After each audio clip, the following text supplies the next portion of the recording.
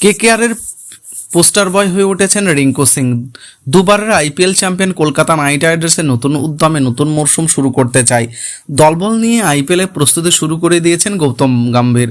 গত আইপিএলে রিঙ্কুর 5 বলে 5 ছক্কা কেকেআর অনুগামীদের মুখে মুখে ঘোরে। ঠান্ডা মাথায় রিঙ্কু যেভাবে ম্যাচ জেতানোর দক্ষতা অর্জন করেছেন তাতে তিনি কেকেআরের টিমের প্রাণভোমরা হয়ে উঠেছেন। এবার দেশের অন্যতম অধিনায়ক অনিল কুম্বলে আইপিএল শুরু হওয়ার আগে রিঙ্কুকে প্রশংসায় ভরিয়ে দিয়েছেন। কেকেআরের টিমে তিনি কেন স্পেশাল উল্লেখ করেছেন জাম্বো। জিও সিনেমাতে ভারতীয় কিংবদন্তি অনিল কুম্বলে বলেছেন, রিঙ্কু সিং একজন বিশেষ ক্রিকেটার। কেকেআরের কাণ্ডারি জাম্বুর কথায় রিঙ্কু সিং এখন একজন ক্রিকেটার যে এইবারের আইপিএলে সত্যি স্পেশাল হতে চলেছেন। কেকেআর এবং ভারতের হয়ে যে সুযোগগুলো পেয়েছেন তাতে 6 বা 7 নেমে দলের জন্য যা করেছে তা দলকে সেভাবে জিতিয়েছে, তা যথেষ্ট প্রশংসার। সেটাই আমার কাছে বিশেষ। 2023 সালে আইপিএলে কেকেআরের হয়ে একের পর এক ম্যাচ জেতানো ইনিংস উপহার দিয়েছেন রিঙ্কু সিং। 14টি ম্যাচে 474 রান করেছিলেন।